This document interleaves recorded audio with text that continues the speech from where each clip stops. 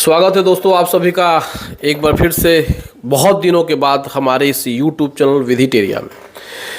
दोस्तों काफ़ी दिन हो गए हमको आपसे मुलाकात किए हुए, क्योंकि अभी कुंभ का समय चल रहा है और आज है शिवरात्रि। और जैसा कि लोग बता रहे हैं कि आज लास्ट दिन है नहाने का, लेकिन हमारे प्रयागराज में जिस प्रकार से श्रद्धालुओं की जो भीड़ उमड़ी है, उससे यहाँ के जो लोग हैं उनको भी थोड़ी सी तकलीफ हुई है। लेकिन चलिए कोई दिक्कत नहीं है, धर्म के मामले में कोई दिक्कत परेशानी नहीं है।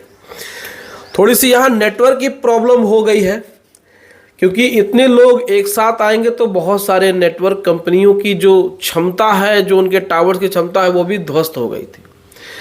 और तो और सड़कों पे जाम और फिर परेशानियाँ होती हैं। जब बड़ा काम होता है तो इस तरीके से प्रॉब्लम्स आती हैं। चलिए खैर कोई दिक्कत नहीं है। अब कल से वीडियो रेगुलर आएगी। आज मैंने सुबह एक शॉर्ट डाला था जिसमें कि मैंने आप सभी को बता दिया। चलिए टाइम वेस्ट नहीं करते हैं, इस छोटे से वीडियो में हम आपको एक बहुत ही महत्वपूर्ण जानकारी देना चाहते हैं। देखिए आजकल प्री कॉग्निजेंस नोटिसें आ रही हैं।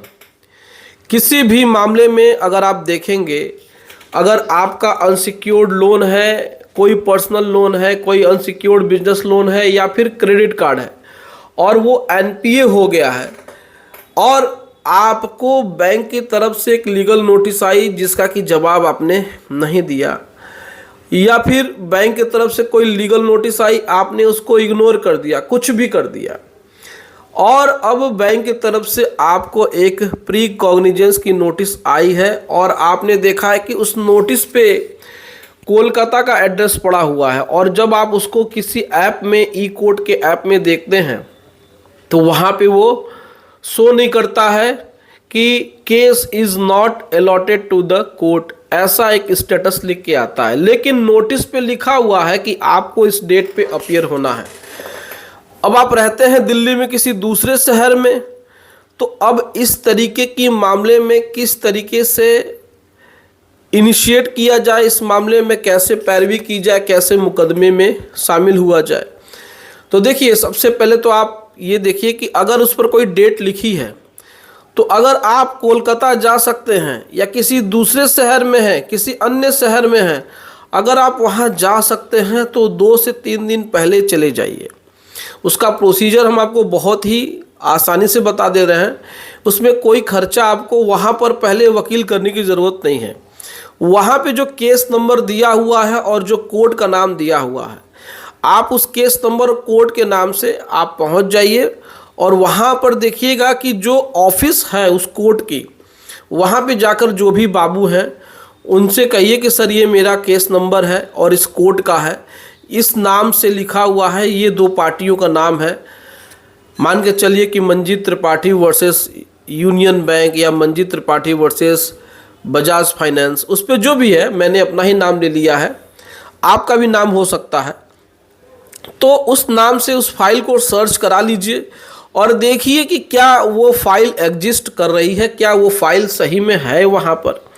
अगर वो फाइल है वहाँ पर तो फिर ठीक है, उसमें जो भी डेट वगैरह है वो देख लीजिए। उस फाइल की एक डुप्लीकेट कॉपी उनसे ले लीजिए, नकल बोलते हैं। आप नकल फाइल नहीं कर सकते हैं, नकल कोई एडवोकेट ही फाइल कर देगा। आप उसका जीरोक्स करा सकते हैं, उस फाइल का रिकॉर्ड ले सकते हैं और उसके बाद आप वहीं पर अपना एक लोकल लॉयर करके फिर आप अपनी मुकदमे की पैरवी कर सकते हैं। तो प्री कॉग्निजेंस की नोटिसें आजकल सामान्य हो गई है, क्योंकि ये बीएनएसएस में, भारतीय न्याय संहिता में एक प्रोविज़न ये आया हुआ है कि अब कोई भी कंप्लेंट दर्ज करने से पहले जो आरोपी है, जो अभियुक्त है, यानी जो बॉर्वर है, उसका भी पक्ष जानना जरूरी है। पहले क्या होता था, डायरेक्ट कंप्लेंट फाइल करते थे, मुकदमा दर्ज हो जाता था, बिना किसी सुनवाई के मुकदमा शुरू हो जाता था।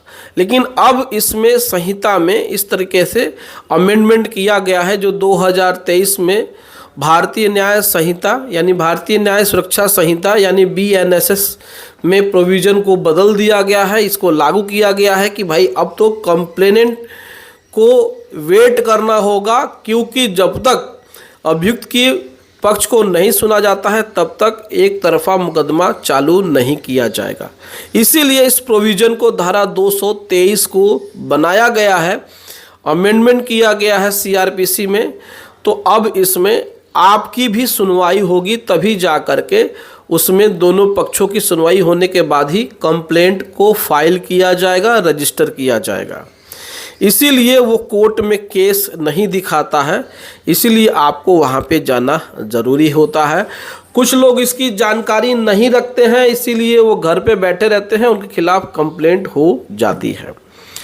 तो आप अगर जा सकते हैं तो जाइए और जा करके अपना वहाँ पर बचाव के लिए एक एडवोकेट करिए और अपना वहाँ पर केस फाइल करके अपीयर हो जाइए। जमानत कहेंगे तो जमानत करा लीजिएगा। तो ये है प्रोसीजर, और ये था एक छोटा सा वीडियो इन्फॉर्मेशन आज की डेट में शिवरात्रि के दिन। तो आप सभी को शिवरात्रि की हार्दिक शुभकामनाएं। बाबा भोलेनाथ आप सभी के घर पे खुशियों दें, खुशियों से भर दें, सारी दुख तकलीफ जो भी आपके जीवन में चल रहा है वो ख़त्म हो जाए।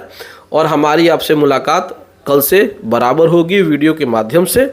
और व्हाट्सएप पे तो आप लोग जुड़े हुए हैं, जो लोग भी जुड़े हुए हैं अपने मैटर को भेज रहे हैं, फीस पे करके हमसे एडवाइस ले रहे हैं, और उनका काम भी हो रहा है। बहुत लोग का मैंने काम भी किया, बहुत लोग का काम भी हुआ, सेटलमेंट भी हो गया, उनको एनओसी भी मिल गई। बहुत सारे लोग परेशान थे, उनकी समस्याएं वो समाप्त हो चुकी हैं।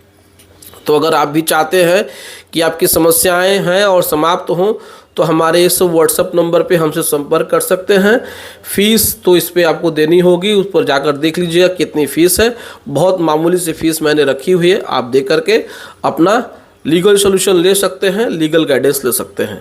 तो उम्मीद है दोस्तों ये छोटी सी वीडियो पसंद आएगी। वीडियो अच्छी लगे तो लाइक ज़रूर करिए, सपोर्ट करिए, चैनल को सब्सक्राइब करिए इसी तरीके से नए नए वीडियोस देखने के लिए। चलिए मिलते हैं अगली वीडियो में नए टॉपिक के साथ। तब तक आप अपना और अपने पूरे परिवार का ध्यान जरूर रखिएगा। Thank you so much. जय हिंद दोस्तों।